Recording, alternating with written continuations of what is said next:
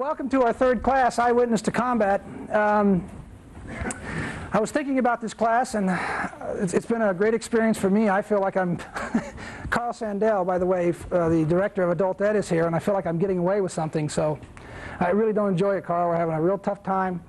We really don't enjoy this. We're really suffering through it. You know, one of the things we wanted to do with this class was to make it unique and a truly once-in-a-lifetime type class. I think we saw that with Charlie Whitfield on the first class. Charlie Whitfield, as you remember, was the scout for Patton, was probably almost remembered as the only person, or as the person that almost killed Patton. Then, of course, we had Paul Wolf. Paul's here tonight again. Paul was a machinist mate on the USS Enterprise during Pearl Harbor, and then switched over to a tin can sailor, going from one extreme to the other, on the other side of the world. And you know, I never did find out, how many years at sea did you end up spending there? 4 years? According to the Montana State, when they paid us the bonus, I think the war was 44 months. I missed 2 months when I was in Rhode Island waiting to be transferred. 44 months. So as you see, we've got some pretty unique history now. What we have next class, we have Art Doherty. Art's back here. Art's the one that, Art is the one that had a little, missed the last class and had a little news, but everything's taken care of now. Art has another pretty exciting adventures to tell us about, being a carrier pilot off the USS Hornet and being shot down and actually enjoying it. Enjoying it. Well, after I got picked up. Yeah, there you go. And then the last class we have is going to be Jim Marshall. Jim couldn't make it tonight. Charlie couldn't make it. Charlie Whitfield couldn't make it tonight either. He took a little fall, knocked his head on the ice. He's okay. Just says he's a little banged up a little.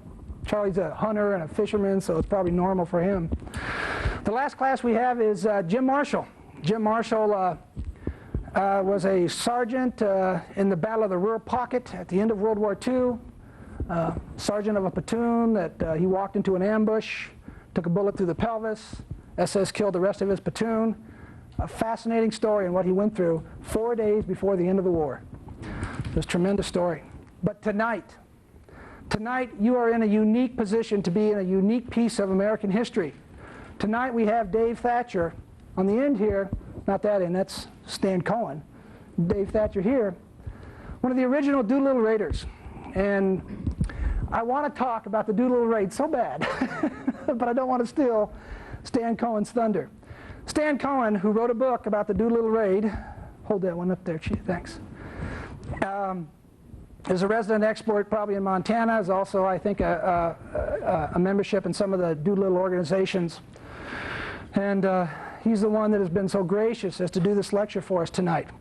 And without further ado, and with my sincere gratitude, Stan, I'd like to introduce Stan Cohen to give the lecture for Dave Thatcher. I don't particularly want to use it. But you have to. It's a real, because we're recording it. Just clip it on. Oh, I know this, but I mean, oh. Yeah, you're all hooked up. This is your last line. Yeah. Oh, okay. Put this on your belt. You're not going to be doing this back. Okay, here, let me try it this way. But I don't want to use that mic, though.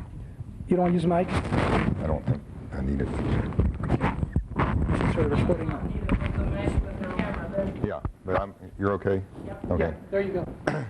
Well, I'm going to take a little bit of time to kind of set the tone for the Doolittle Raid. And I guess before I start anything, it's been a great honor to know Dave Thatcher and the Doolittle Raiders, which maybe some of you don't even know what we're talking about yet, but hopefully you will.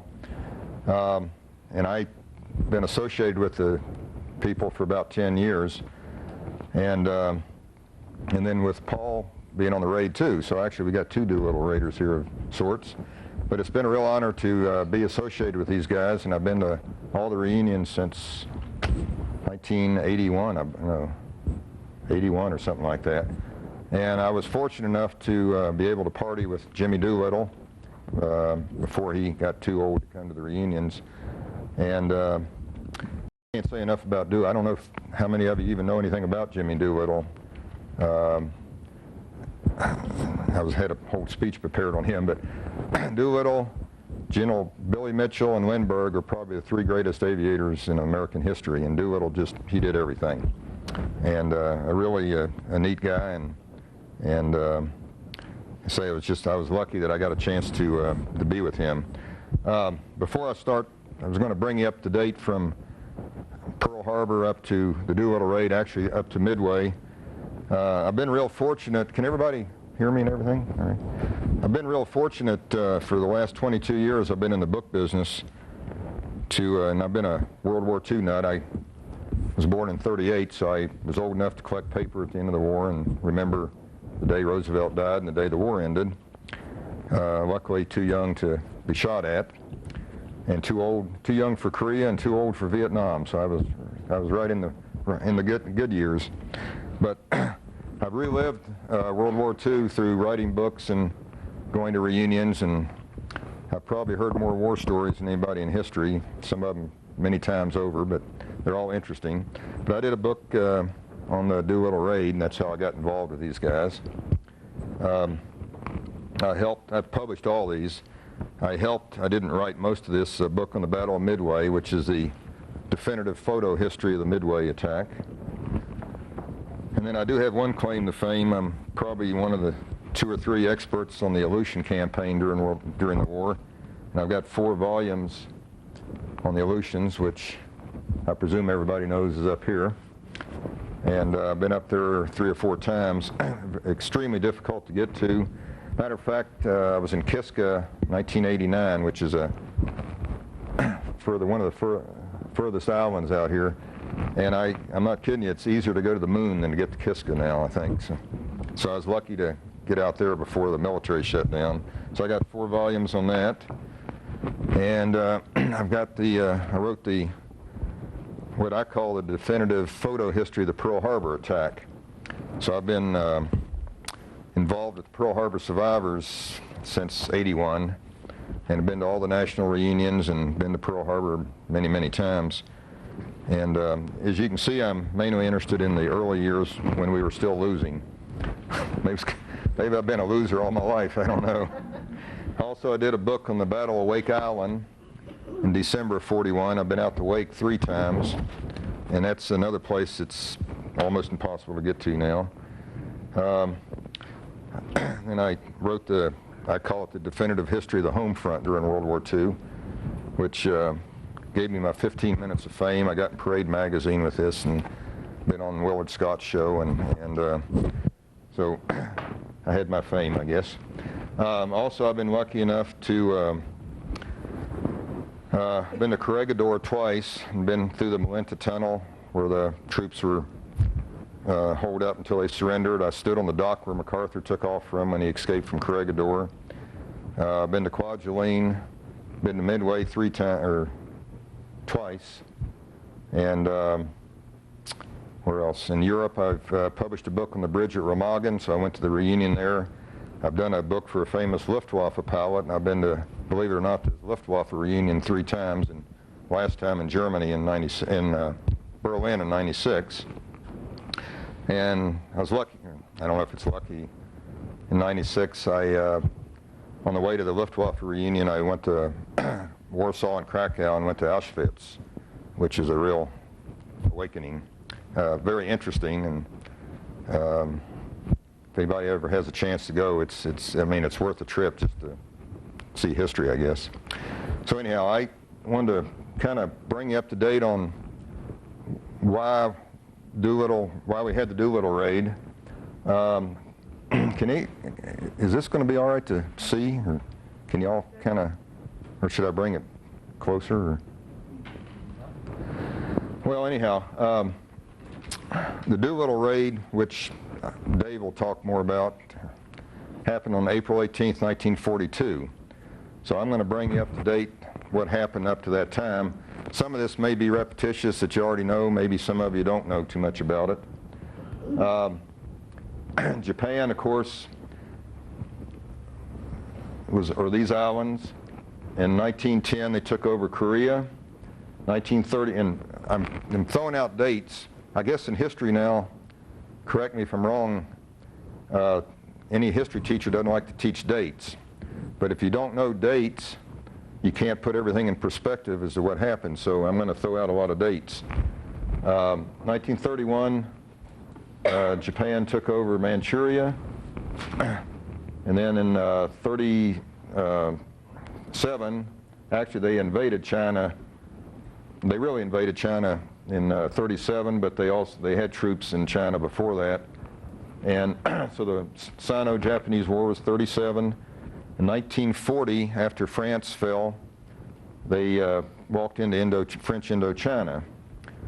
They also, let's see if maybe you can tell better over here, right after, whoops, I'm stranded here. Here, wait a minute. Go around this way. Here, I'm going to do this way.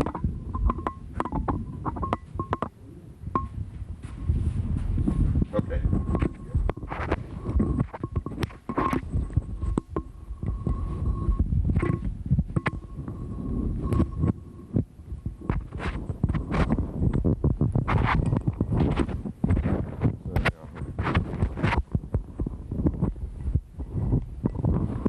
Is that okay? Can you? After the First World War, Japan took over some islands from the Germans, and called the Mandated Islands, and they were the Marianas, except for Guam, and the Kwajalein and the Marshall Islands, and Truk and a couple others around here. So Japan was pretty well set before the war started. And if y'all have any questions or comments, please speak up anytime. Stan, one of the questions I had is, I didn't realize that Japan started its expansion as far back as 1910. Well, yeah, as far as Korea goes, yeah. Right, Yeah. That was the beginning. Well, actually, they started in 1904. They fought the Russians, the Russo-Japanese War, and beat the Russians, which was the first time a Asiatic empire, so to speak, had beaten a European empire. And from that, they gained the, well, that's when they started really building their navy up. And then Korea, 1910, Manchuria. And in the 30s, you know, Japan became kind of military, and the military finally took them over.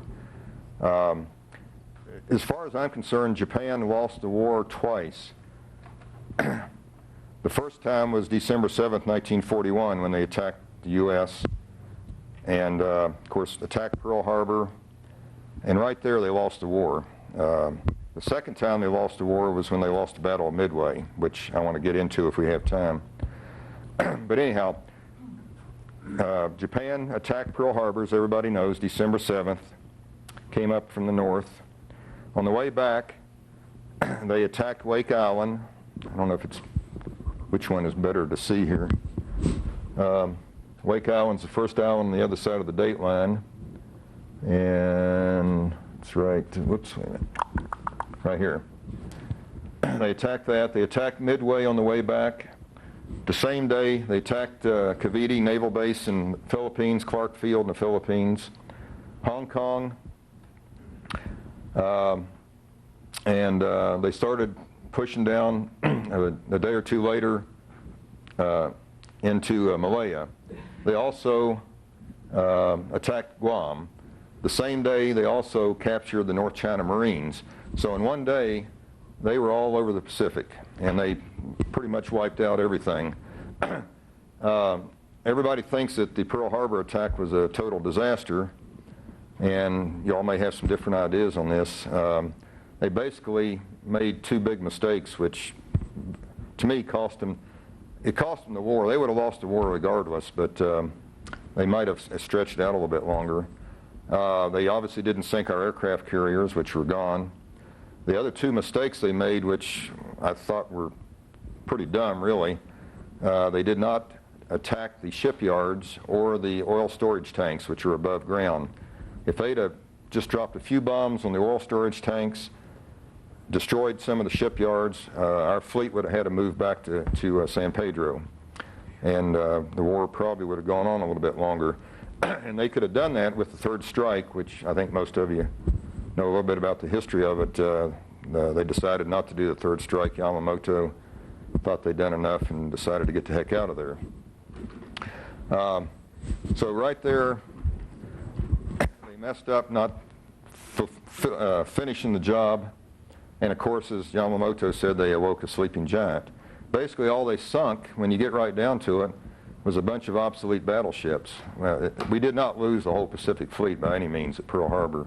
We lost a lot of men, over 2,000, and we lost some ships, but it to me was not the disaster that it could have been. I'm sure anybody who was there at the time will disagree with me, but so anyhow, from Pearl Harbor, they came down, and December the 10th, they captured Guam, about, I don't know, 50 Marines, which Guam is in the Marianas. Oh,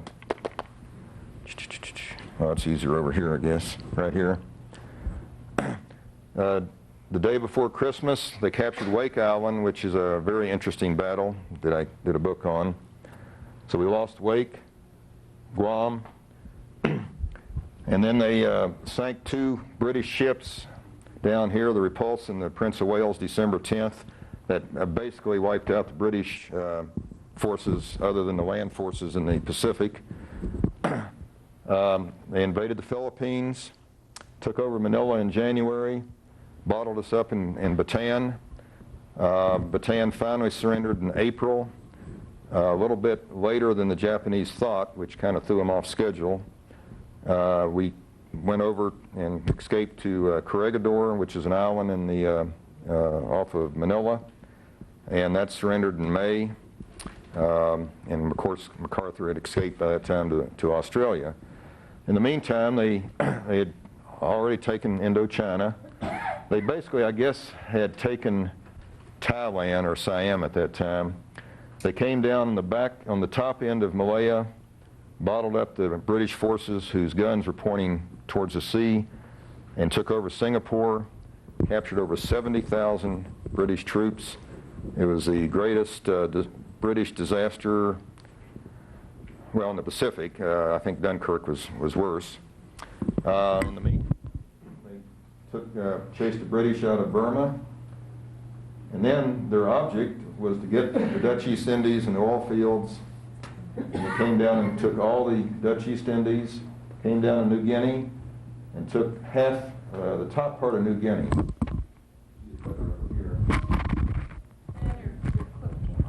Oh, it did? Oh, sorry. Stick it right there. Can you hear it that way? Okay. Got too many wires here.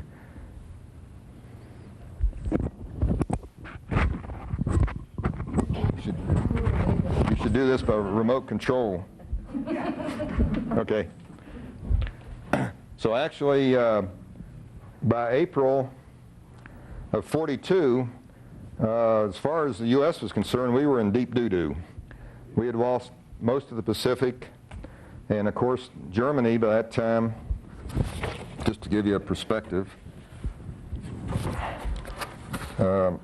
Germany had taken all of Western Europe. They invaded Russia in June of 41. So in April, they were pretty close down here into the Caucasus Mountains, and their object was to capture the oil fields. If you think about it, Germany did not have any oil. And they were at the gates of Moscow, and they came up around Leningrad. So not only that, but the Italians were down in North Africa.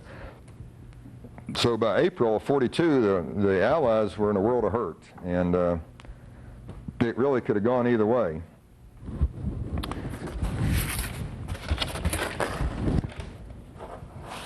Anybody got any questions so far? Or comments? Disagree with anything I say? It's all pretty cut and dry, actually.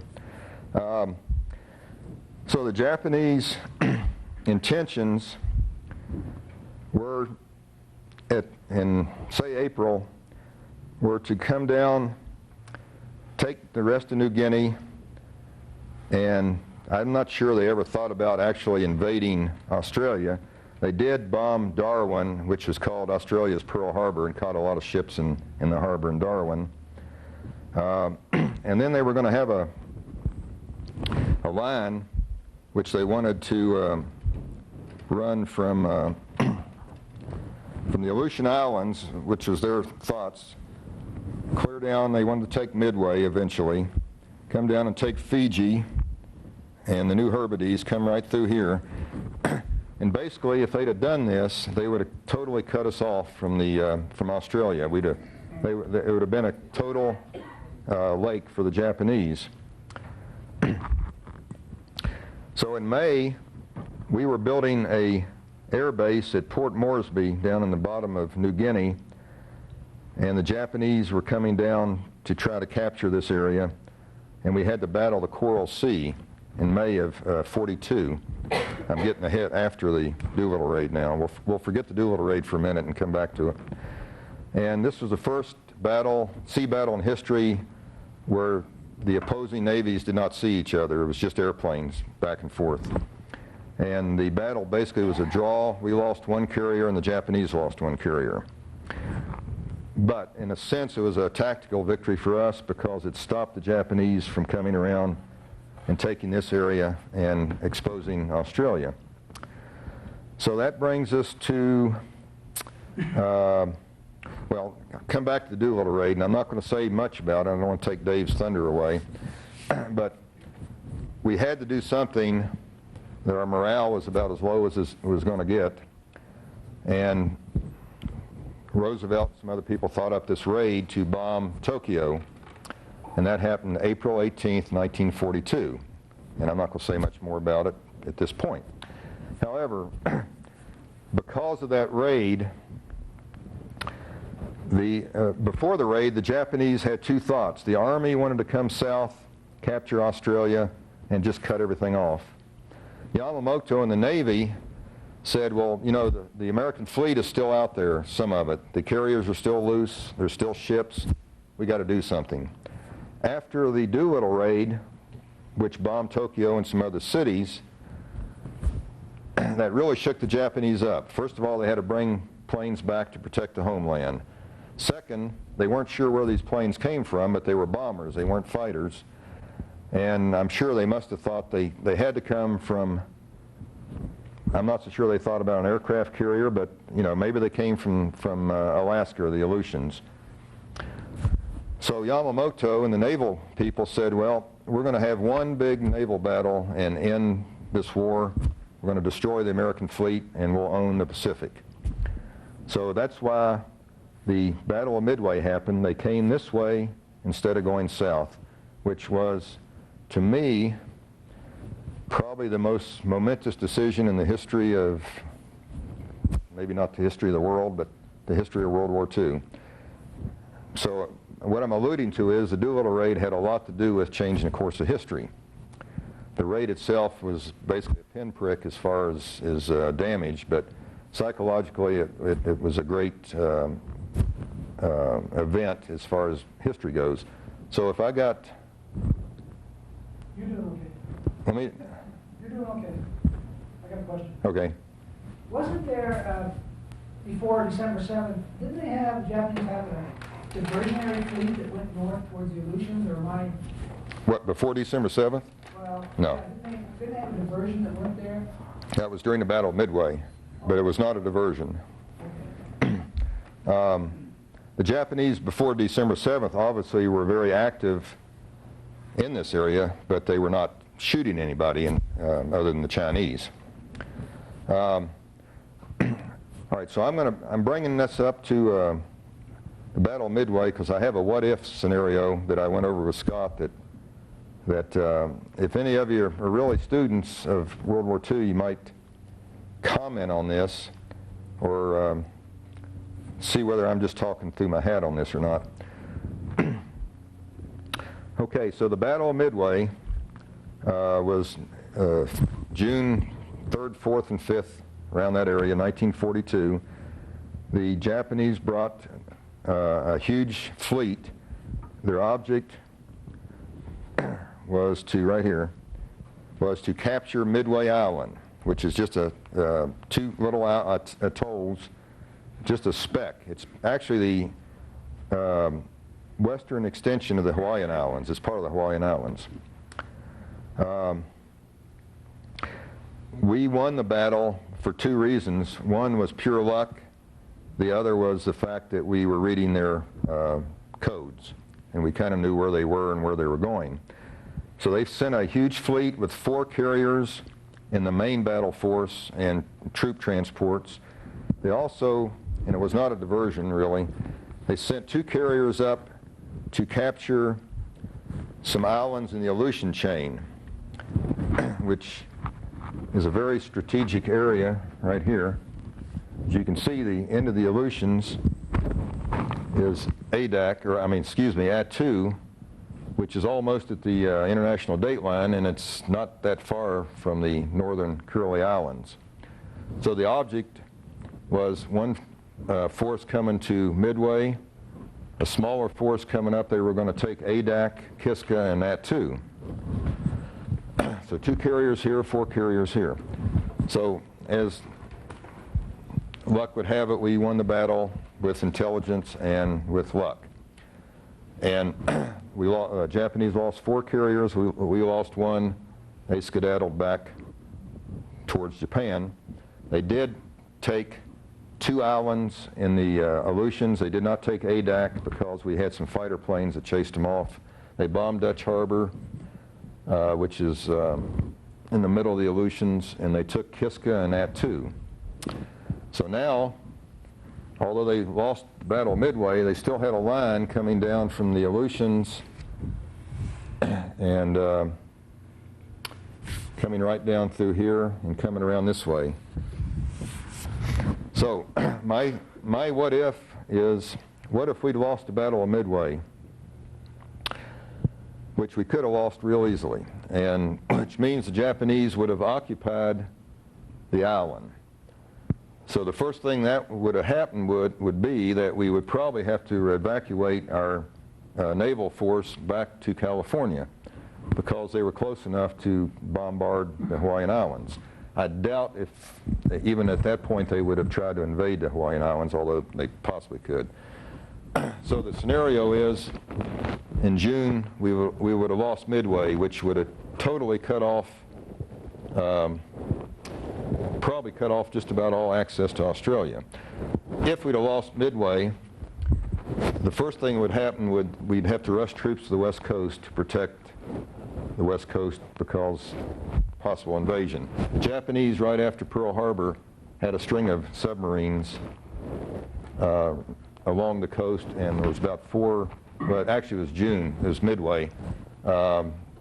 California was bombarded once, Oregon once, and British Columbia one time. But for some unknown reason, the Japanese did not use their submarines like they should have, and they withdrew.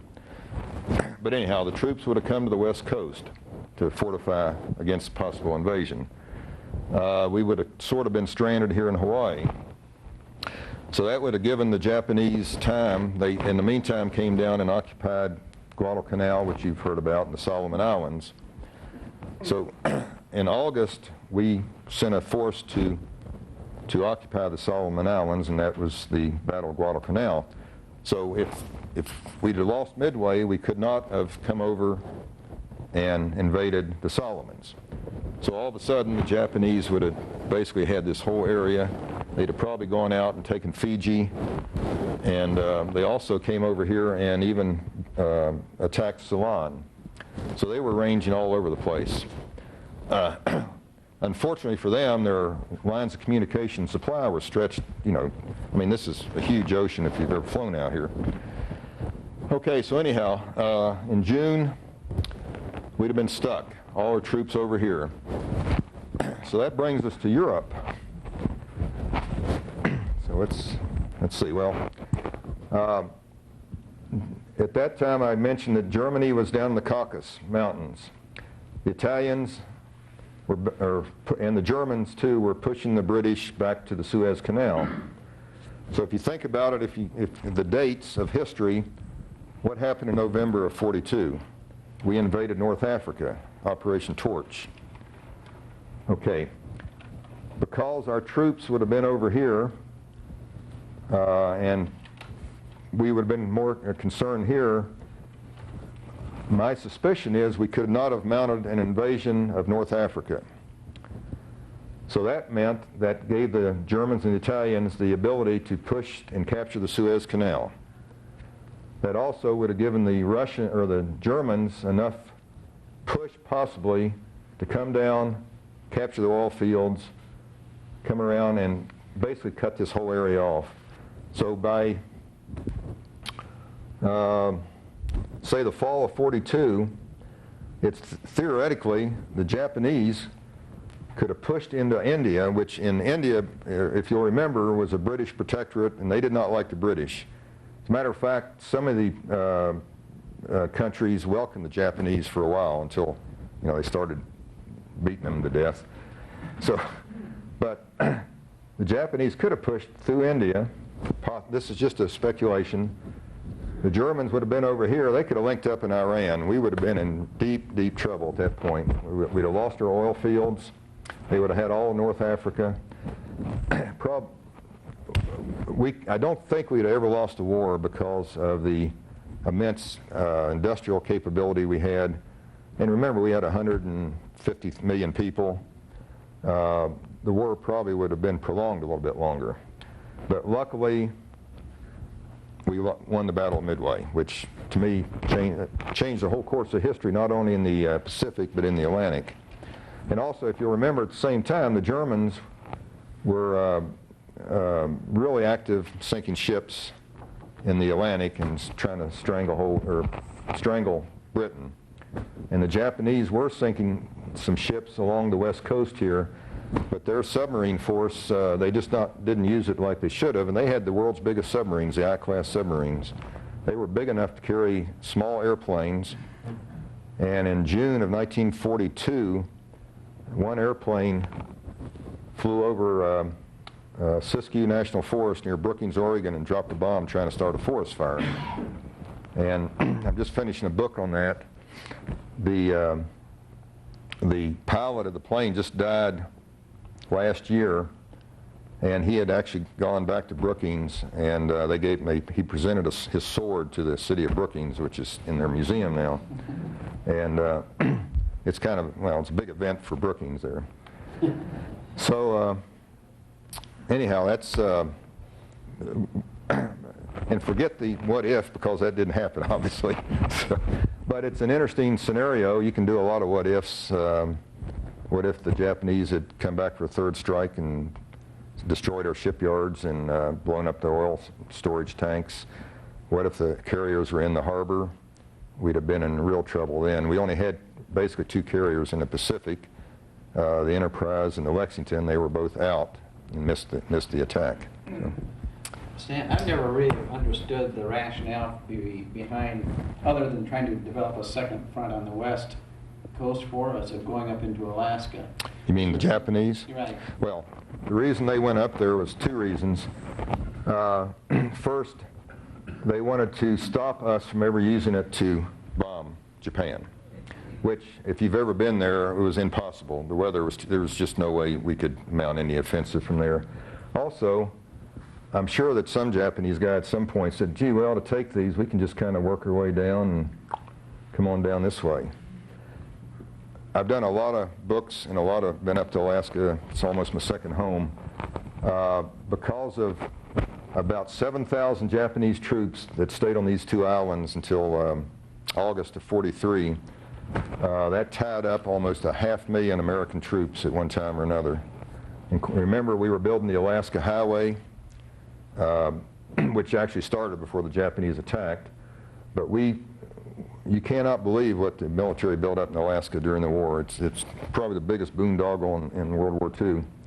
They built a pipeline just from right here in the Yukon up into Norman Wells. This is just total inaccessible country, even now. Spent hundreds of millions of dollars on it, and I think maybe they refined maybe 1 barrel of oil before they shut the thing down. So the Japanese tied up a tremendous amount of material and troops. It was the best thing that ever happened to Alaska because it opened up the whole area, of Alaska, built the highway, and we got naval air bases all over the place up there. the Japanese would have been better off for getting the Aleutians and bringing those 2 carriers down at the Battle of Midway. It might have made a difference. Everybody thinks it was a diversion to split our fleet, but my theory is that they didn't want our fleet split. It wasn't even that big. It'd been better to catch all the fleet in one place and try to sink them all at one time. Unfortunately, it didn't happen. Any other, Scott? Stan, since Wake Island played such a pivotal point here, how'd they lose that battle? Or How did we lose the battle? The Japanese. Why did they just take Wake? Well, they tried to take Wake. It was, you'd have to read my book, but it's really one of the most courageous battles in at least Marine Corps history. They held out for 16 days with nothing. I mean, absolutely nothing. The first day they lost all but about 2 or 3 airplanes, and we sunk a destroyer, killed a lot of troops as they invaded twice. First time we pushed them off, and the final time they took over. But Wake's only 3 square miles, and there's not a tree on the island. It's a real interesting place, but it's just not, there isn't much there, as far as having a battle. But believe it or not, Wake was never retaken until after September of '45. We used Wake as a practice bombing as the planes went out, or as the ships went out, later in the war. They just went by Wake and the planes went out and bombed them just for practice. And they just basically starved to death. The Japanese starved to death on the island, and we didn't take it back over until September. Well, I think it was September the 2nd of '45. And believe it, there was, the Japanese at the end of the war, I don't know how many hundreds of thousands of troops they had sitting up in Manchuria. Of course, the Russians entered the war after we dropped the atomic bomb. And of course, they overwhelmed the Japanese at that time. And even the Germans, at the end of the war, had, I don't know, maybe 100,000 troops sitting up here in Norway, which they could have brought down and, done something else with. But luckily, they weren't that smart. Any other questions, comments? I got another. Okay. Big Navy guy. You mentioned the thing about Pearl Harbor and all these big battle wagons, and that was the naval strategy back then, these big battle wagons. Was the U.S. Navy, had they already made up their minds, start switching to carriers before Pearl Harbor, or because it seemed that those carriers came online so quick? They came online, and I think my theory is once they saw what the Japanese did, the battleship was a obsolete ship before Pearl Harbor. Yes. I think that at the time of Pearl Harbor, there were 3 keels laid for Iowa-class battleships. Yeah. And they immediately turned them into Essex-class carriers. Yeah, and except, they did still build battle. I mean, the North Carolina was built during the war. They still built them, and they... Keels that were laid at that Yeah. time. No, I think... well, the Japanese Navy was certainly air-oriented before Pearl Harbor, obviously. And I think we were coming to that, but the attack certainly helped. And, of course, talked to a carrier historian, and the carriers won the war, which basically they did. I mean, the battleships, about all they did is go out and bombard the invasion for the invasion fleet.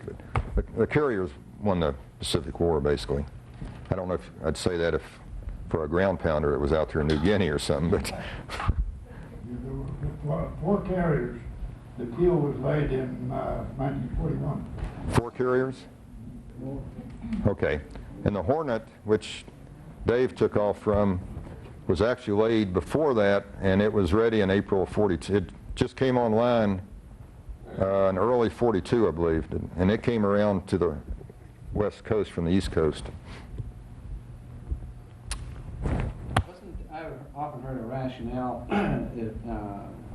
presented that the perceived threat of Germany, they felt that was much more of a threat than what Japan, so that there was a lot of sacrifice given to the Pacific theater as a holding, action You're- rather than going after. You're correct. Churchill and Roosevelt, when they met, decided that Germany was first.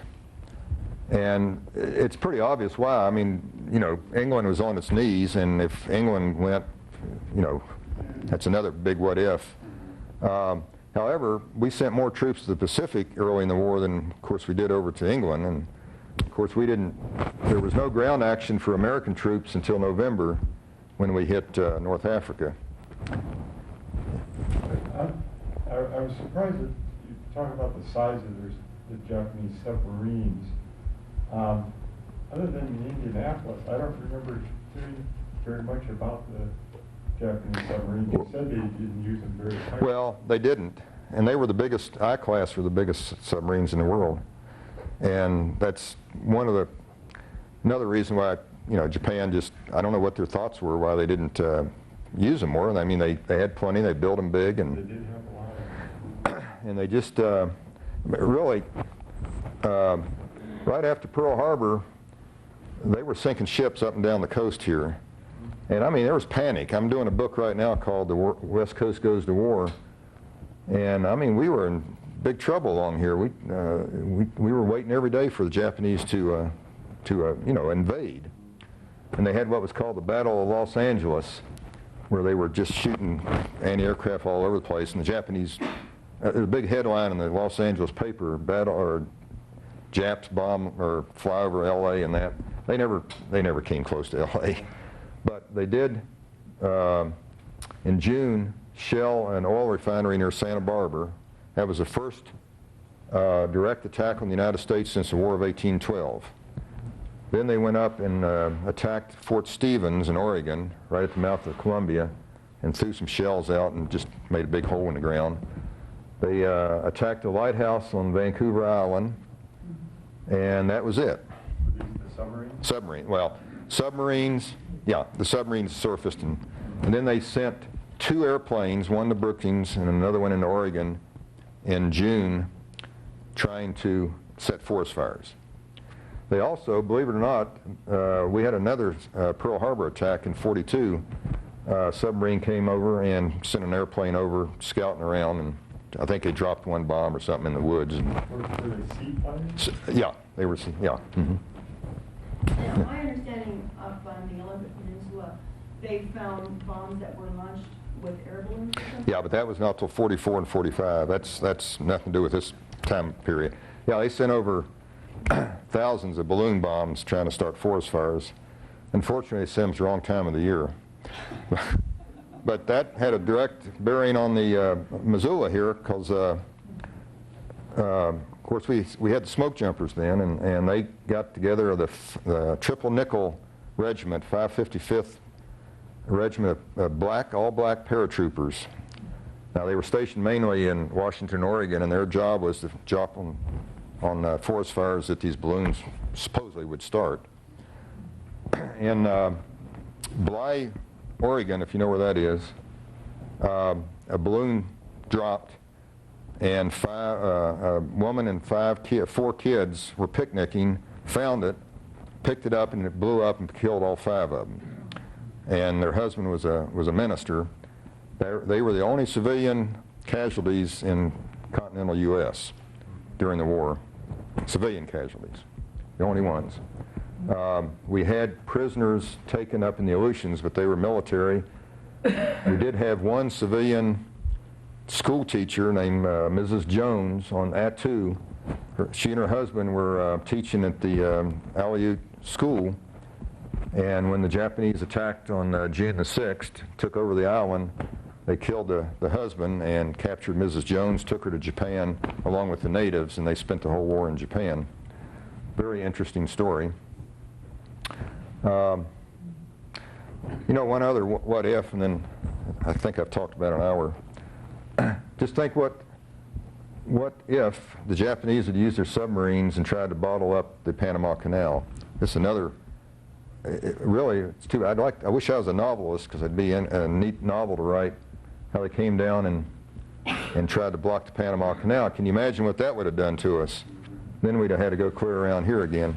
I have been to the Panama Canal, and matter of fact, I got on a admiral's tour going down underneath to see the locks, and I asked God, I said, you know, could you really, during the war, could you have destroyed this canal? And it would have been difficult.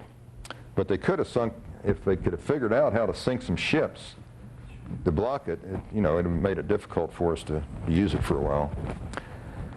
And, you know, there's a lot of what ifs. If the Germans, there was a lot of what ifs with the Germans, which they could have changed the course of history if they'd have done things a little different. And luckily, they made a lot of mistakes. Well, what is the winner in war is the one that makes the fewest mistakes, I guess, and I guess we did. And then we overpowered them with material things. So, any other comments or questions? Stan, would you do the honor here of introducing Dave for us? Well, this is my good friend Dave Thatcher, who is here in Missoula, and so you came after the war and worked for the postal system for I don't know how many years, and I made a movie about him, which I have, not about just Dave, but he'll tell you about that. And I say it's been an honor to know Dave and all the Raiders, and so anyhow, he's one of us.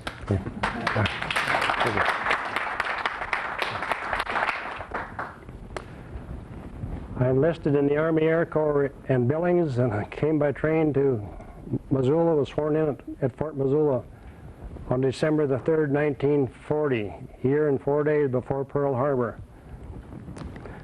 There I went by train out to McCord Field at Tacoma, Washington, took my basic training there, and was assigned to the 17th Bomb Group. That was the first bomb group in the U.S. Army Air Corps that started training in the B-25s. Was there in about early 41.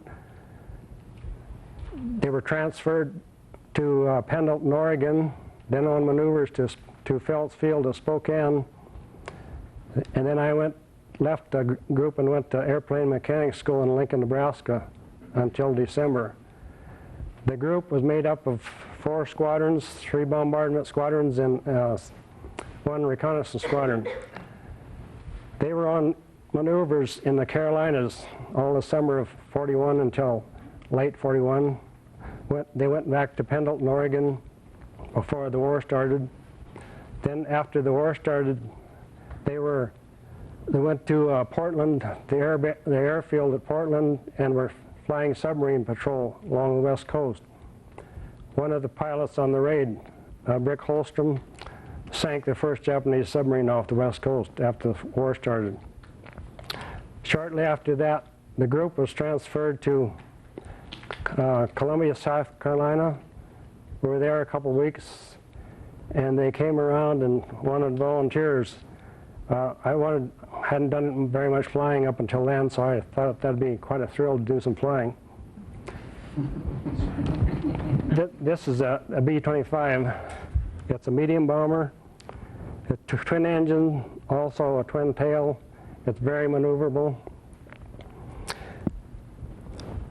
We were there at Columbia, South Carolina for a short while, then we went to Eglin Field. It's down near Pensacola on the Florida Panhandle.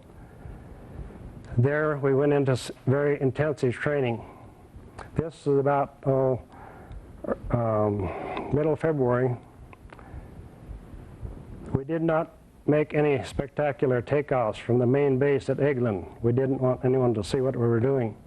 But it's a pretty good sized base, and we went to some of the auxiliary fields that they had around there. They had a Navy pilot, Lieutenant Hank Miller, that had flown off the carriers, and he was checking out all the pilots in the B-25s.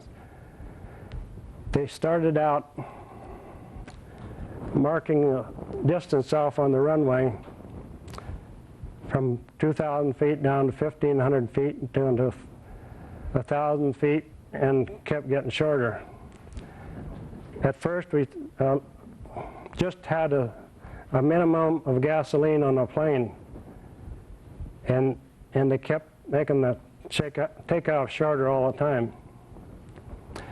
they would set the brakes and let the engines run full speed, full flaps, release the brakes and then roll and then get off as soon as they could.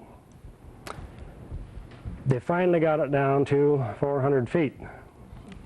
Then we began increasing our load so that finally we were able to take off in 400 feet with a full load of bombs and a full load of gasoline. They didn't tell us where we were going, but we had a pretty good idea that we'd be taking off a carrier and where else would we be going. During that time, we had strict orders to not talk to our own crew or anyone else what we were doing. The bomb bay is located approximately from there back to here. This is the bottom of the airplane. It's the full width of the airplane, but above the bomb bay, between there and the top of the airplane, there's about so much space. There's a crawlway through there. That's how you get from the back of the airplane to the front of the airplane. It has what they call a tricycle landing gear. It has a nose wheel, but not a tail wheel. We were doing very low flying at that time. We knew that we wouldn't be needing the bottom turret. We knew that no fighter could get underneath of us because we were flying so low. So they took the bottom turret out, which is down in here, and put a 60-gallon leak-proof tank in there where the turret was. That is one that a bullet will go through and it will self-seal. They left enough room in the top of the bomb bay. They put another leak-proof tank in there, and we still had room for 400 or 500-pound bombs.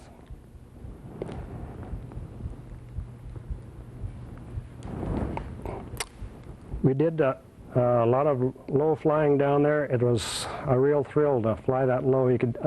I was in the turret up on top, and I could see every direction, see everything. We were flying below the top of the trees, going down the river valleys. We took one cross-country flight from there to, went down to Fort Myers, Florida, and then across the Gulf to Ellington Field in Houston, Texas. That was to give us some training over water flying. Flew back to Egland Field. Then when we finished our training there, near the last of March, we flew across country, and that low flying, they call it hedge hopping. That's what we were doing all the way. We'd be flying down over a highway, and I was sitting in the turret, and I could look back and see what was happening. These cars would swerve off the side of the road, and the people would jump out, and I'm sure they thought we were going to crash. We flew to Kelly Field at San Antonio, then to March Field at Riverside, California, and then up to Sacramento Air Depot at Sacramento. We were there a few days getting final adjustments on the airplane engines. There were 16 crews that were training down there. Then after we took off from Sacramento Air Depot, we flew to San Francisco and looked down, and there was an aircraft carrier down there with some airplanes on the deck, for B-25s on the deck. On the way to Alameda, we flew under the Oakland Bay Bridge.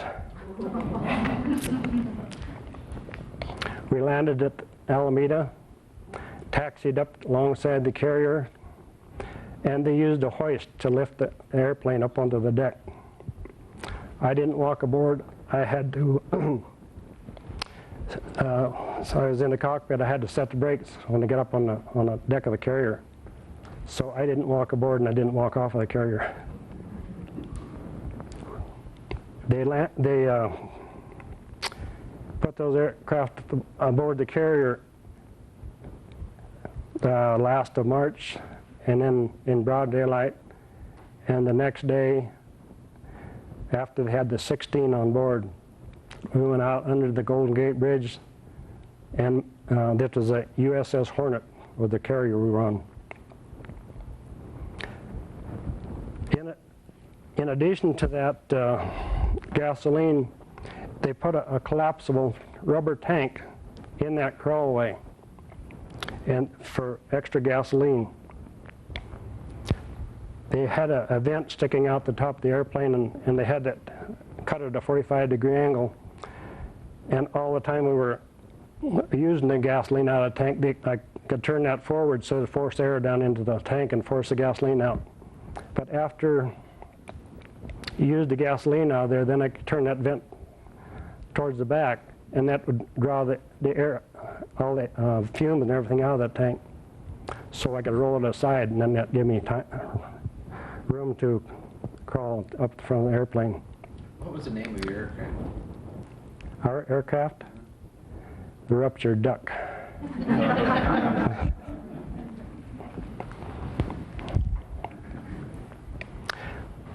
We left San Francisco, I think it was 2nd of April. We had two cruisers, 4 destroyers, and a tanker with us. Then after we were out about just a day, well, then they announced over the loudspeaker that where we were headed. And there was quite a cheer went up from everyone aboard. Within about 4 or 5 days, we met another small task force, and the carrier that was with that task force, they also had 2 cruisers, 4 destroyers, and a tanker. And that was the USS Enterprise.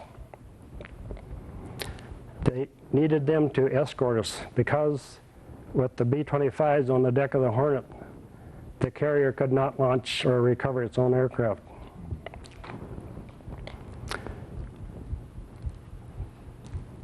I remember that April the 12th, we went to bed that night, and the next morning, up to the 14th, we crossed the international date line.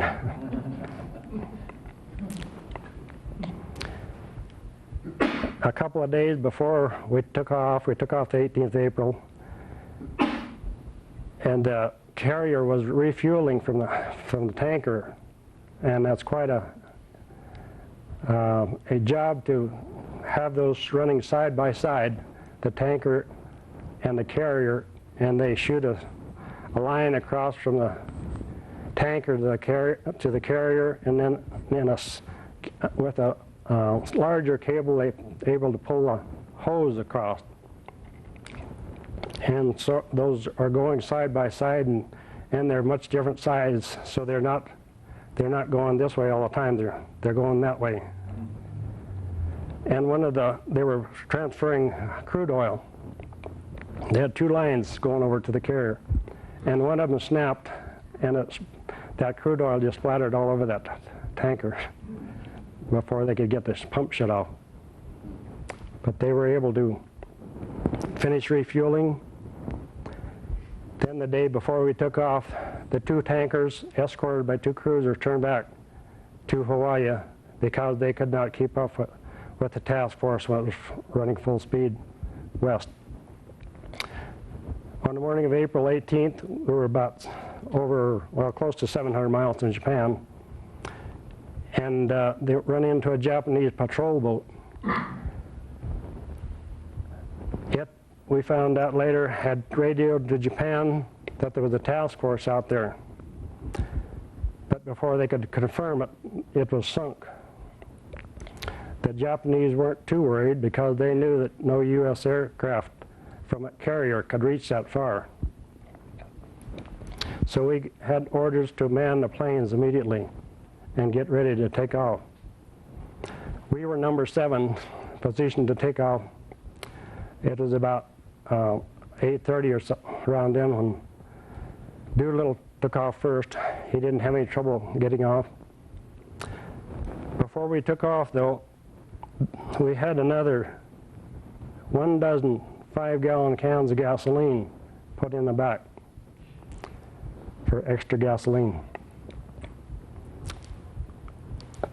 We were number 7 to take off, and the planes we did not go into formation. We just took off and circled the carrier once and they had a big chalkboard there, and they gave the pilot the exact heading of the carrier.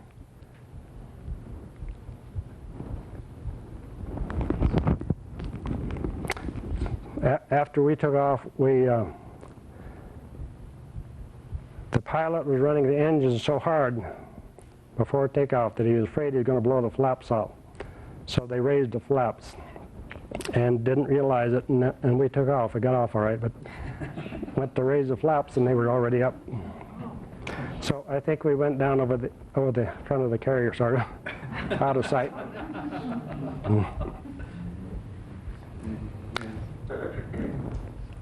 After we took off, then they transferred the gasoline out of that turret tank first. And then I dumped the gasoline from these 5-gallon cans into the turret tank. When they were empty, I took a crash axe and chopped the hole in each end of each can and kicked it out the window. We did that so it would sink immediately instead of leaving a trail behind where we come from. When we took off, it was very rough that day, but we had plenty of lift. The wind was blowing across the deck so hard you couldn't hardly stand up, so we didn't have any trouble getting off. Before we got to Japan, though, the weather changed. It was about 650 miles before we got off, and we were supposed to get within 400 miles of Japan. We were supposed to take off in the evening, bomb Japan at night, and reach China the next day. As it was, we had to take off in the morning. We were over Japan right at noon, and then headed for China. We came in over the beach. We were flying so low that the people were waving. You could tell they were cheering.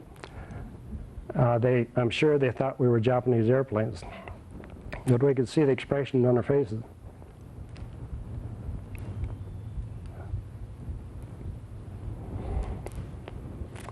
Our target was a steel factory in Tokyo. We arrived there about noon. Before we got there, there were 6 Jap fighters flew over top of us. But I am sure they didn't see us. They just kept on going.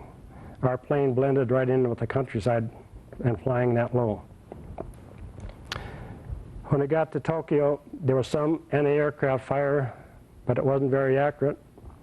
We had to climb to 1,500 feet to drop our bombs, which is very low for bombing. We hit the steel factory and then went back out over Tokyo Bay. And then we followed sort of the south coast of Japan.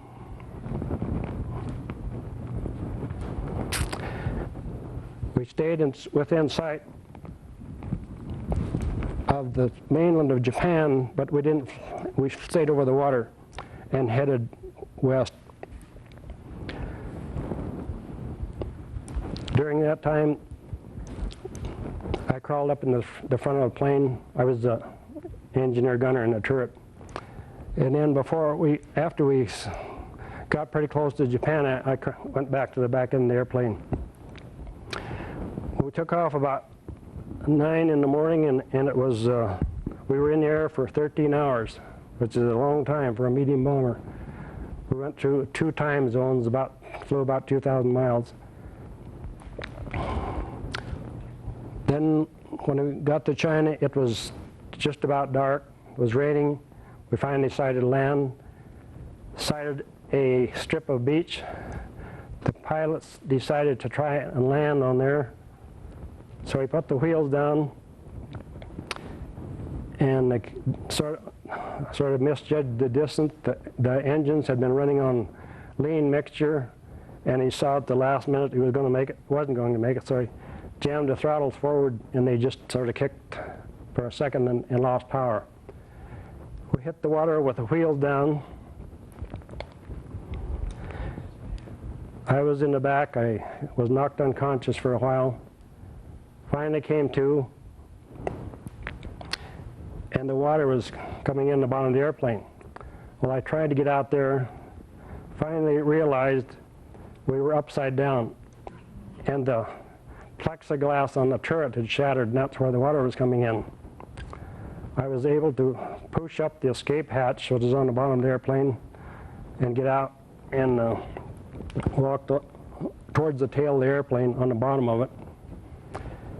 As I stepped off the tail of the plane, the water was about waist deep.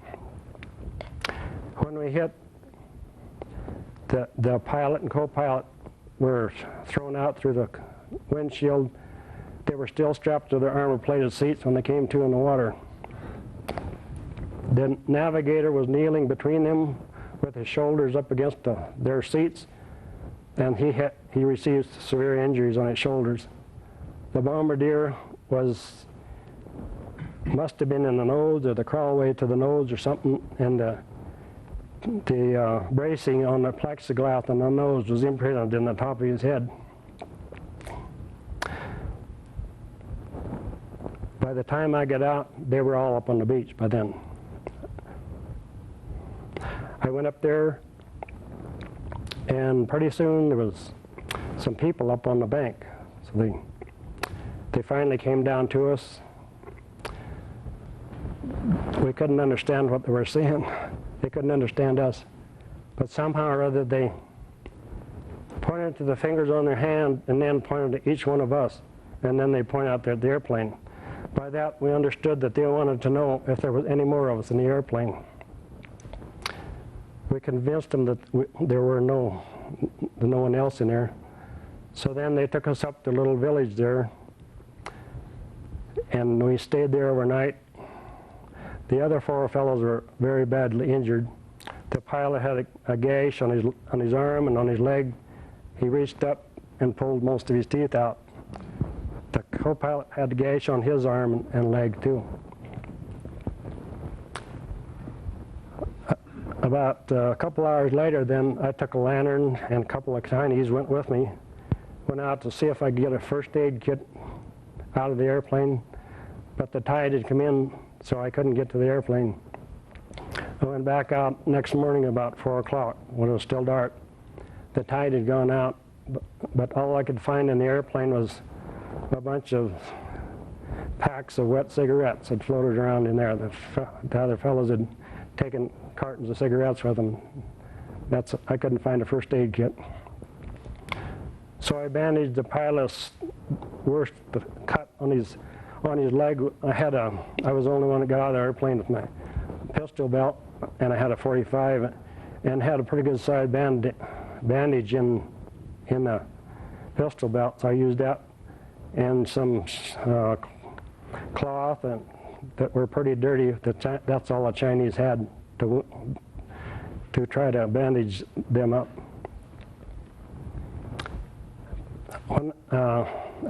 After I come back from the airplane, then that was way after daylight.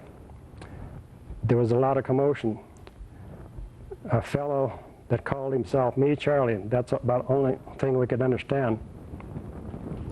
He was organizing, trying to get the coolies.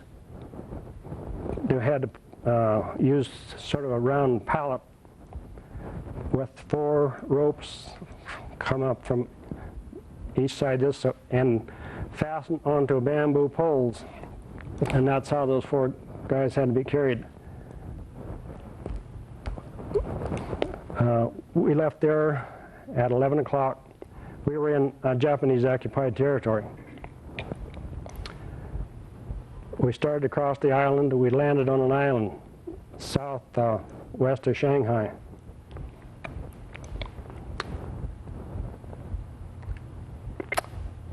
We had to cross the island, and we found out later that the Japanese landed 65 soldiers there where we crashed, came looking for us. They got us across the island. Part of the time we were in canals. We'd move along, sort of a flat-bottomed boat, and this one coolie was on this boat that was big enough for us, and he had a long pole fastened to the front with a rope, and then it went down into the water, and it must have had a paddle on the back of it. So he was standing there pushing that back and forth, and that's the way he propelled us. along that canal. We traveled that day, and then towards evening, we finally got, before we got left the island, we were walking along this embankment, and all of a sudden, the guys told us to get down, and they dumped the guys over the bank, and there was a Japanese gunboat out there in the harbor. We waited there about an hour, and it finally moved on out of the harbor so that we were able to move on. During the night then, I don't know, it's probably about 2 or 3 in the morning, they stopped. We had four guys with us then, and they got out and walked up on the side to a house on the side of the mountain there. It must have been a mile away. It was cloudy and dark, and there was 2 of them in front of me and 2 of them behind me, and I couldn't hardly see them, but I could smell them. Went up there to a house, and a table had been set with benches and a couple of Chinese women, and there was 3 children, 2 boys and a girl, about 10 years old, and they saw me and they just stared at me. I'm sure I was the first Caucasian they'd ever seen. For food, they had noodles and rice, and they were pretty handy with those chopsticks, but I couldn't work them. So they finally found me a spoon to eat with, and then went back to the other 4 fellows that stayed down in the boat. And we got across the island, and then they had to take us to the mainland, and finally got us through the lines the second day, late the second day. And that's the first medical attention we got for 2 days. And a doctor from a hospital 40 miles farther had traveled all day to come and meet us, Dr. Liu. And then we stayed there that night, and the next day then we tried to travel to the hospital at Linhai, and that was in Free China. At that hospital, this Chinese doctor and his father was a doctor too. We were there about 3 days, and then another crew that had crashed on an island out farther than where we had caught up with us. They had the only medical doctor that was on the raid on that crew. He had gone along as a gunner. When they got there, the co-pilot on that crew had the same blood type as my pilot, Ted Lawson, so they were able to, with a syringe, give him a blood transfusion. We stayed there about 3 or 4 more days, and then there was no need for me to stay there, so I went on with his crew, and the doctor stayed there with them. There was a chance that the Japanese were moving inland and we could be captured, so that's why we went on. We traveled by walking, sedan chairs, for I don't know how many days. The Chinese had blown up all the roads along the coast to slow the advance of the Japanese. So that's all there were trails through the rice paddies. That's the way we traveled. Finally, we got far enough inland that the trail widened out, and we rode all one morning in a rickshaw, and then looked across the canyon at noon, and there was cars there waiting for us. We moved on by the automobile and train until we got to Hanyang, which is in Hunan province. It's farther inland, a pretty good sized city. There was an air base there, and we were waiting there for a transport to come in from Chongqing to pick us up.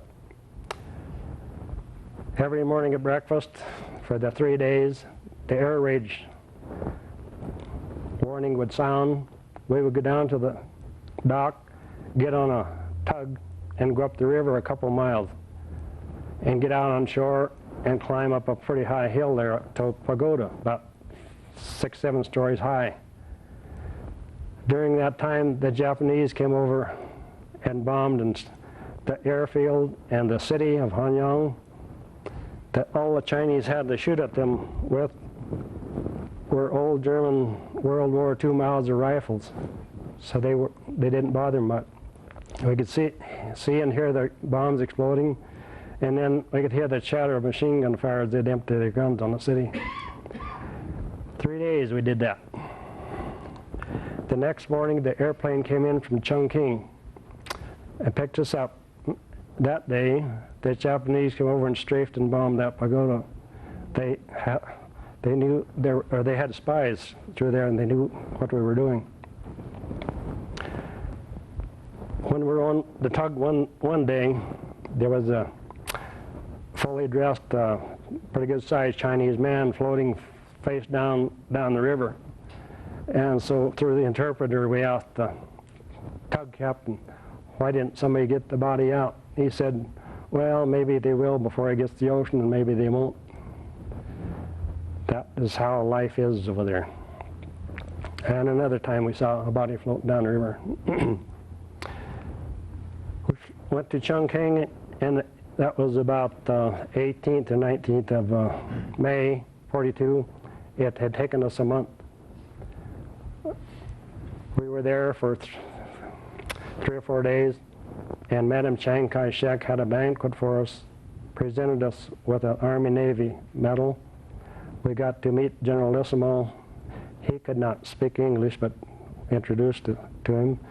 But she could. She went to Vassar College here in the United States, so she knew English well and knew all American slang.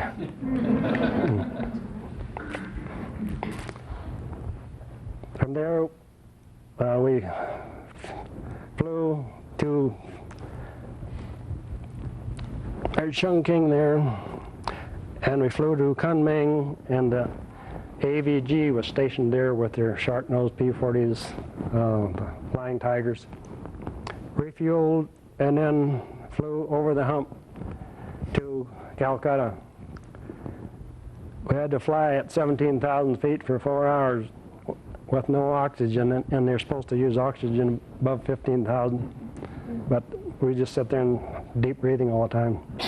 They didn't have oxygen available, just a pilot and co-pilot. We were fortunate that it was a cloudy day, because there was chance of Japanese fighters coming up from Burma, and the only protection we had in the transport, they had cut holes in the windows and plugged them with a rubber plug. And then we had Thompson submachine guns that poke out there. That's all we had. When we got to India, we overflew Calcutta. It was a dry season, dusty, and we landed in a plowed field. And from all directions, these Indians started running out towards us to find out what was the matter. We finally talked to one old man and asked him what direction is Calcutta. So we were able to take off and flew to Calcutta, then landed there. I was there the last 10 days of May. From there, we went by train to New Delhi, and then was there a few days, and then to Karachi, which was in India at that time. And there I got my orders to go back to the United States. So then,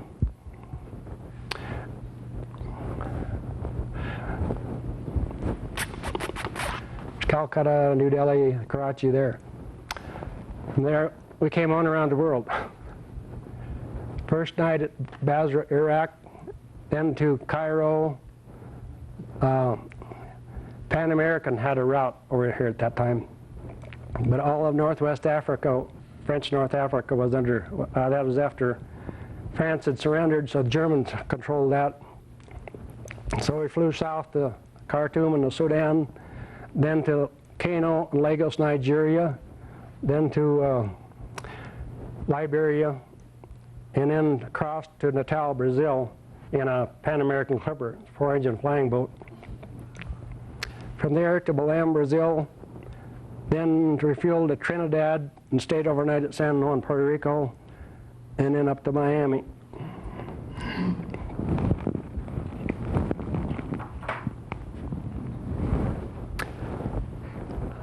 By then, how many of you were in that flight? There was 3 groups came through Chongqing. The ones that were closest had gotten farther inland. They got to Chongqing first, and some of the fellows stayed over there and were flying down into Burma. A couple of them were killed over there and never did get back. And then when I came back to the United States, I went to Washington, D.C. at Bowling Field, and General Hap Arnold, Commanding General, U.S. Army Air Corps, presented the Distinguished Flying Cross. And then I went back to Montana on furlough, then went to MacDill Field at Tampa, Florida, into B-26s. They're a twin-engine bomber with a single tail. Trained there and went with a ground crew to New York and boarded the Queen Mary. And it went across the Atlantic alone. It fast enough so submarine couldn't catch up with it, and they would change course every 3 miles, 90 degrees, zigzagging across there. So submarine couldn't lay in wait for it. We were off the coast of Ireland, and some U.S. and British destroyers came out to escort us into Glasgow, Scotland. One of them, they were looking for submarines. He crossed in front of the Queen Mary twice. And the 3rd time he didn't make it, the Queen Mary cut him in 2. That accident was not reported to the public until after the war was over. Do you know this Queen Mary when that happened? Yeah. Mm-hmm. I did a book on it. Okay. I think it's still on display down at Long Beach, the Queen Mary, and there's a room in there that tells about that happening. And they had to make temporary repairs on the Queen Mary in Glasgow. They didn't dare put it in dry dock in Southampton for the fear the British come over and bomb it. So they had to bring it back to Boston, put it in dry dock there to repair it. Went into Glasgow, Scotland, and then was down at Norwich, England, was south east of London, just a couple of months. The German bombers would come over us, and on their way to London, they didn't bomb where we were. I was there in somewhere over in China or India, someplace that got bit by a mosquito, and so I had malaria in England. And while I was in the hospital over there, my outfit shipped out and went to North Africa. So I was attached to an engineer outfit and went down in a convoy to North Africa. After we got through the Panama, or the Suez Canal, not Suez, Strait of Gibraltar, Mediterranean, one of the ships in this convoy was sunk. But we went into Oran, Algeria, and we were flying submarine patrol from that base. We were going back and forth across the Mediterranean from Oran, Algeria, to coast of Spain. And then in April of '43, we moved up to the front, and we were bombing Rommel until they finally chased him out of North Africa. And we were bombing Tunisia and the islands of Sicily, Sardinia, and we could reach the southern half of Italy from North Africa. What type of airplane were you in at that time? B-26s, Martin Marauder. Mm-hmm. What was your impression of the 26? In training down at Tampa, they said one a day in Tampa Bay. Yeah. They lost a lot of men in training, but they did great in combat. They held up real good. Mm-hmm. Yeah. They did a good job in Africa. Yes. Mm-hmm. I was on 26 bombing missions over there, and one of them happened to be the first raid on Rome. There were 600 airplanes over the city that day, hitting marshalling yards, bridges, highways, airfield, and everything.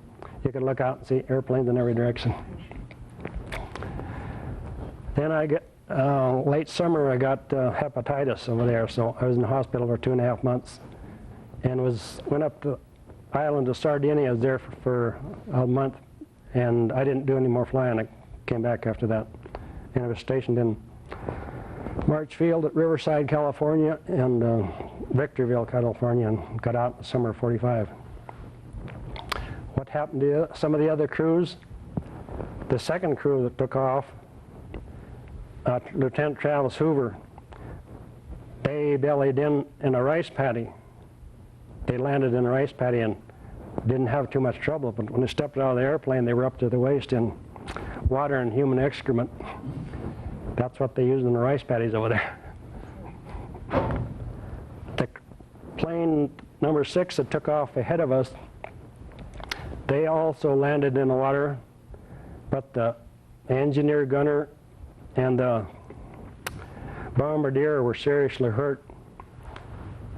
They next morning their bodies were found up on shore. The other 3 of the crew, the pilot, co-pilot, and the navigator, were captured by the Japanese. The last plane to take off, Bill Farrow's plane, when they were on the deck of the carrier, they had to push that plane clear back to almost over the edge so they could get all the planes back there to take off. And the gunner had to tie a rope around his waist to when they get in the back of the airplanes so he wouldn't fall overboard.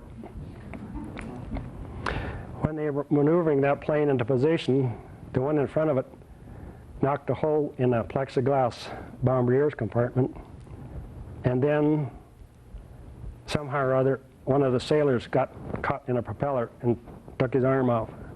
So they had kind of bad luck. And then they went farther inland than most of the other planes did, but the Japanese had also occupied some of the Yangtze River, and they bailed out, but they were captured too. So they took 8 prisoners. The 2 pilots and the engineer gunner that they captured, they were executed in October of '42. One fellow died in prison from malnutrition, so there's 4 of them came back after the war. One of the planes, before they got to Japan, they knew that they were using too much gasoline, so they just, after bombing Japan, they went across the island and landed at Vladivostok. That was the only plane that landed on its wheels. They were interned for a year because Russia was not at war with Japan at the time. They finally escaped through Iran and came back.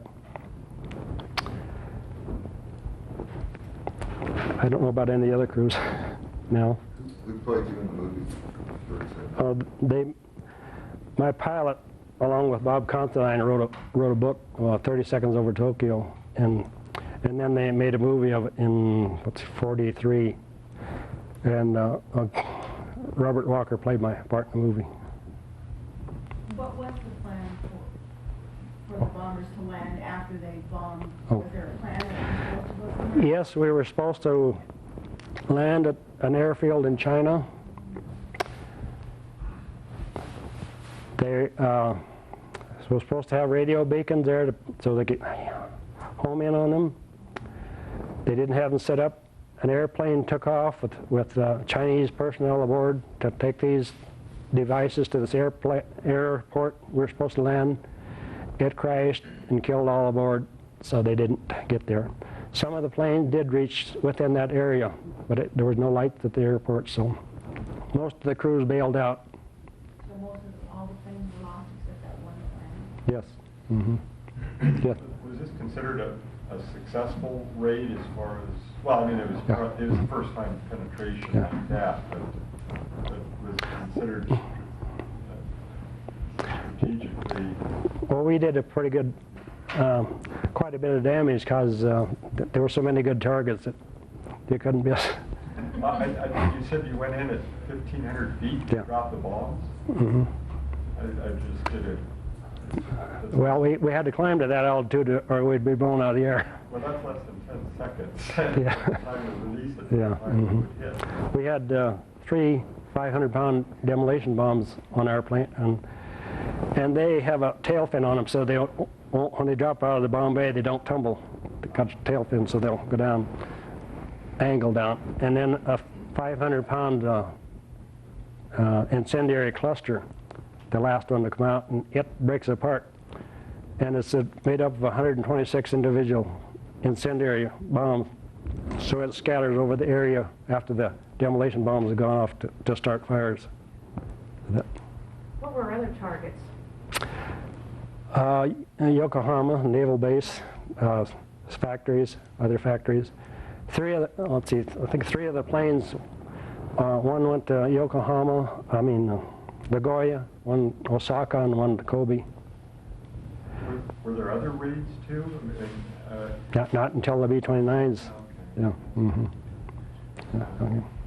You mentioned this fellow, Navy pilot, was it Hank Miller? Yeah. Mm-hmm.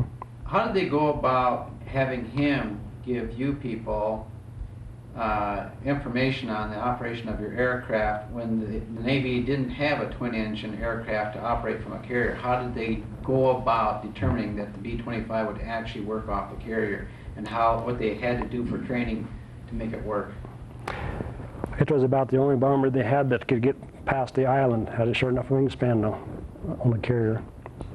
And he had enough training, so he was able to tell them how to get off in that short distance. You had never seen B-25 before? Before he got down. Any more questions? Yeah. Dave, what, maybe standing about this, Stan talked a little bit about this, what were the repercussions in Tokyo for the Japanese Imperial Military Command there, letting these bombers in? After the war, they talked about what happened to the generals that were supposed to be, and admirals that were supposed to be protecting the home front? Repercussions? I don't know. Well, the only thing I can say is they had to bring in fighter protection, in other words, they had to bring resources back from Japan. I don't think any Japanese general was sacked. Yep. They didn't know where the planes came from for all of that. They had a secret Norden bomb site at the time, but we couldn't use it. They couldn't use it that low altitude, and they didn't want one to fall into the hands of the Japanese anyhow. So one of the fellows invented this thing, and it worked quite well. Just a sight down through there, and they could set this of whatever degree you wanted. So it worked pretty good. I can't remember how much it cost to build them. Less than $1, I think. 20 cents to build. The guy that invented that had, after the war, came up here to Lindbergh Lake and had a dude ranch for a while. Ross Greeting. And he was also shot down over Europe and spent most of the war in the POW camp in Europe. We had one other Montana sailor was from Montana. Yeah, there was another fellow from Brusset, Montana. He was an engineer on one of the other planes. Dave, what about the rest of the Doolittle Raiders? Were any of the other ones lost in the rest of the war? Yeah, some of them were. There was one fellow in my squadron in North Africa, Ed Bain. He was shot down. I think it was the first raid on Rome. And let's see, Doolittle's engineer gunner was killed in North Africa in a bombing raid, I think. And there were 4 of them that were shot down over there and were prisoners of war in Germany. 4 other guys on the raid. Doolittle was still with the squadron this time in North Africa? No, he was in charge of at first the North African Air Force, then the 12th Air Force was in North Africa. So he was a general by now, then on one side? Yeah. Mm-hmm. Where did he end up? What part of Japan did he live in? Was he picked up? He bailed out. And Before he got there? no. When they run out of gasoline. Well, that's Yeah. Zhejiang province, southwest of Shanghai. And they picked him up then, did they? He was able to Sorry. get to his plane after it crashed. Yeah, got up there. And he came out through Chongqing, same way we did. What was his target in Tokyo? A steel factory. Doolittle was the only American general to bomb all three Axis capitals. He was bombed Tokyo. He was in charge of the 8th Air Force bombing in Berlin and the 12th Air Force bombing Rome. So he bombed all three Axis capitals. And he went from a lieutenant colonel to a brigadier general when he got the Medal of Honor. Wasn't it? Yeah, he jumped to full colonels. Yeah. Did you say your transport was torpedoed in the Mediterranean? One in the convoy was, not the one I was on. I was just wondering what time, do you remember what time that was? About 1st of January, 43, 43? a couple months after the invasion of Iran. Yeah. That's where you guys jumped into Iran.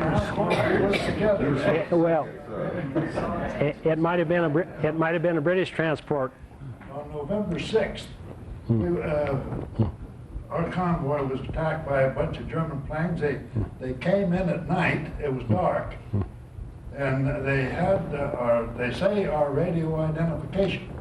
And they sunk one destroyer and two transport. Well, one transport was sunk there, and the other one they towed into Phillipsville, Algiers.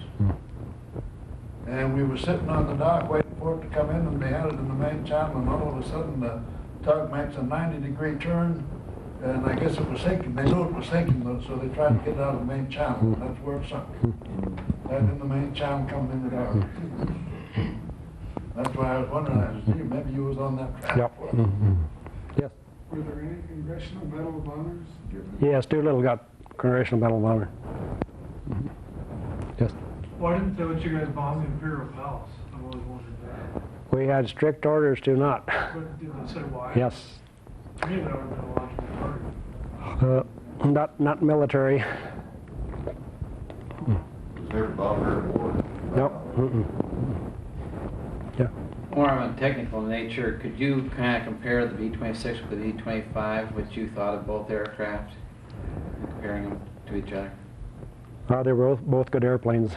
The B-25 was more maneuverable, I think, but the B-26 was a hot airplane. It flew fast and More experienced crew in order to handle it? yes, definitely. They had pretty much the same armament?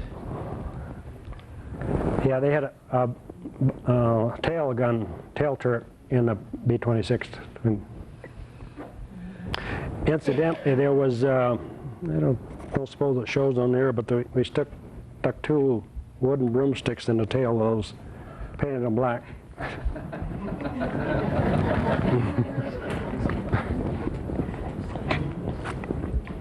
Dave, what kind of reception did you get when you made it back to Washington, D.C. there? Was there a pretty big crowd there? No, it was at Bowling Field, military, yes, but not civilian. We have had a reunion all except 2 years, every year since 1945. Usually have it somewhere in the southern half of the United States where the weather is nice, around the anniversary date, 18th of April. They have pretty good entertainment for a couple of days. Fortunate to have it in Las Vegas this year in conjunction with the 50th anniversary of the U.S. Air Force.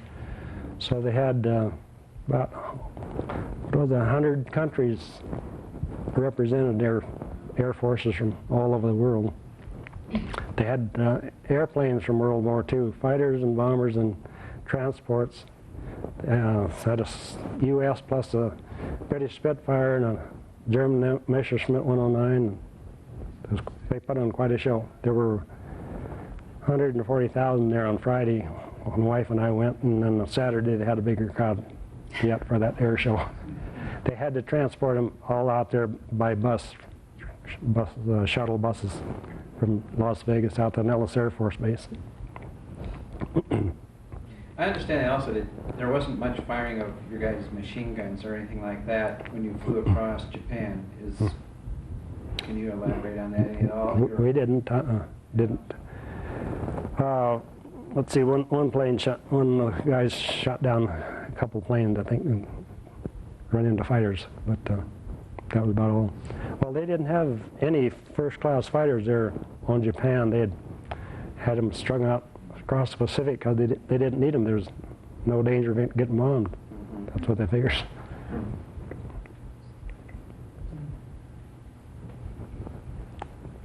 Wow.